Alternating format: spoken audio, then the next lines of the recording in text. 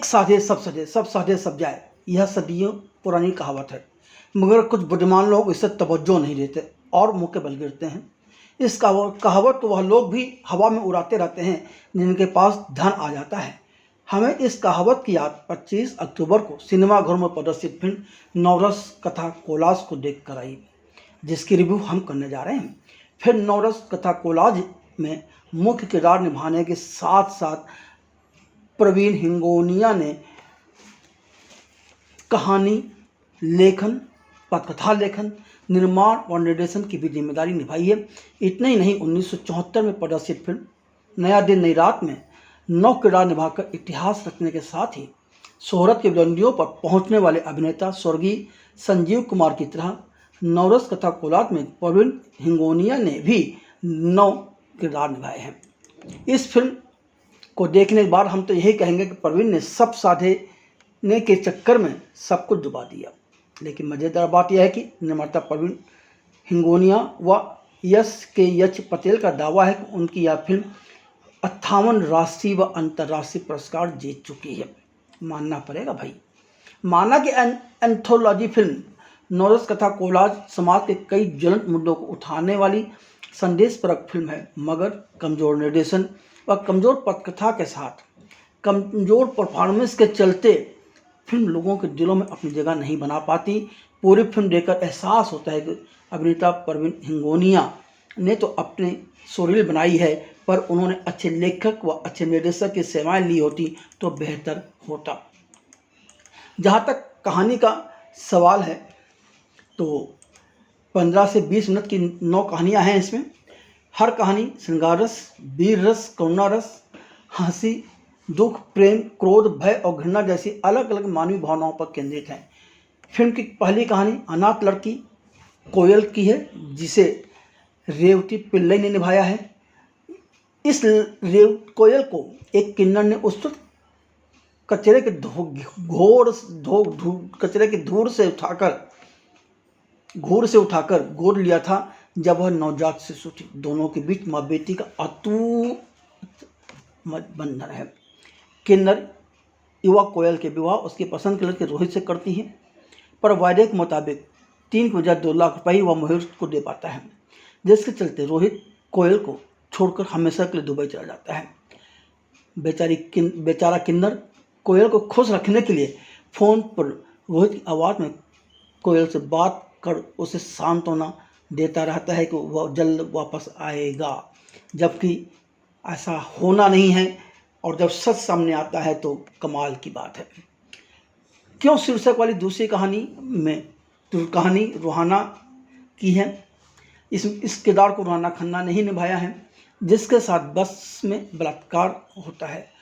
यह फिल्म देखते वक्त कुछ हद तक लोगों को बहुत पुरानी दिल्ली का रेप कांड याद आ सकता है। बहरहाल रूहाना के साथ रेप होने के बाद इनके बलात्कारियों को सज़ा हो जाती है, तो जब वो भूत बन जाते हैं उसके बाद वह उससे माफ़ी मांगते हैं। क्या बात है। फिल्म नॉट द विल नामक तीसरी कहानी एक पुरुषोत्तम नामक कलाकार के बॉलीवुड में संघर्ष की कहानी है। बेचारा जहाँ भी ऑडिशन देने जाता है, ऑडिशन के बाद उसे डायरेक्टर एक ही बात कहता है कि आप इस किरदार के लिए फिट नहीं हैं, यानी कि फिट नॉट द बिल।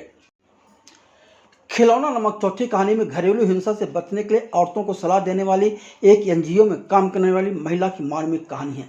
स्वयं घरेलू हिंसा का शिकार होती रहती है, जबकि वह दूसरों को हिंसा न सहने की सलाह देती है, पर खुद उस सलाह पर अमल नहीं करती। मैं भगत सिंह बनना चाहता हूँ नामक 5वीं कहानी में एक पंजाबी माँ, जिस किरदार को अलका अमीन ने निभाया है, की कहानी है, जो जासूसी के आरोप में पाकिस्तान में कैद अपने बेटे दिलेर की तलाश कर रही है। उसे यह तो पता है कि उसका बेटा भारत सरकार में नौकरी करता है, मगर सरकार चुप है। समय चक्र नामक छठी कहानी एक गरीब ऑटो ड्राइवर की है, जिसने अपनी बीमार माँ के इलाज के लिए अपनी पत्नी के जेवर बेचने से लेकर कई लोगों से कर्ज ले रखा है। जब डॉक्टर कहता है कि 5 लाख रुपये लाकर दो तो आपकी माँ का ऑपरेशन करना है, तब उसे उधार देने के लिए कोई नहीं मिलता, जबकि जिससे उसने पहले उधार लिया था अब वह उसे पैसा वापस देने के लिए धमकाने भी लगे हैं। ऐसे में यह ऑटो ड्राइवर क्या करता है? सात्विक कहानी रौद्र रस की है। इसमें इस बात को दिखाया गया है कि माता पिता के बीच के झगड़ों का असर बच्चों पर किस तरह पड़ता है। हैप्पी मैरिज एनिवर्सरी नामक 8वीं कहानी में गर्भवती पत्नी के पति की है, जिसका रात शादी की सालगिरह पर खुलता है कि उसने किसी अन्य महिला को भी गर्भवती कर रखा है। संतान नामक 9वीं कहानी उस पिता की है जो कि अपने बेटे से इज्जत पाने के लिए किसी भी हद तक जाता है।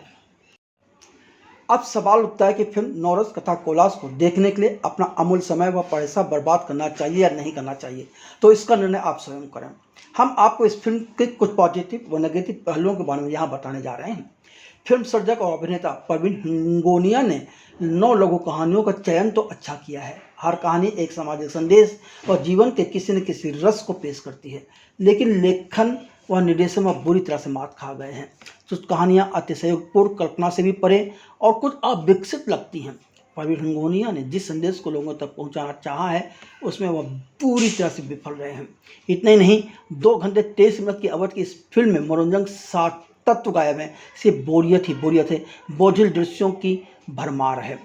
15 से 20 मिनट की कहानी में संदेश देने के साथ ही किरदार व कहानी के साथ न्याय करने के लिए लेखक व निर्देशक में जो काबिलियत होना चाहिए थी, जितनी मेहनत की जानी चाहिए थी, वह सब इसमें नजर नहीं आता। यही वजह है कि एक भी कहानी अपना प्रभाव नहीं छोड़ पाती, जबकि इस तरह की कहानियाँ कही जानी चाहिए और इन 9 कहानियों में जो संदेश है वह भी आज की पीढ़ी तक पहुँचनी चाहिए। पर इस मकसदपूर्ण कार्य को भी कुछ वजहों से, या यूँ कहें कि जल्दबाजी में या बिना मेहनत किए करने की वजह से प्रवीण हिंगोनिया मार खा गए।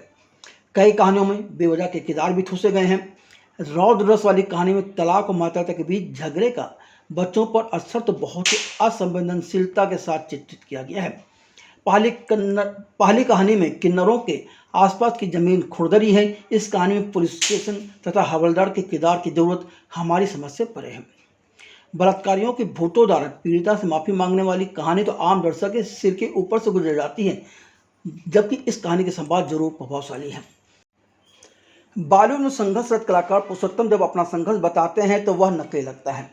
जब वह राजेश शर्मा के चरित्र को अपने संघर्षों के बारे में बताते तब भी उथला और असंबंध सा लगता है। इतना ही नहीं, कुछ कहानियों में कई बार दृश्यों को दोहराया गया है। उन दृश्यों को दोहराने की वजह फिल्म सर्जक के अलावा कौन समझ सकता है।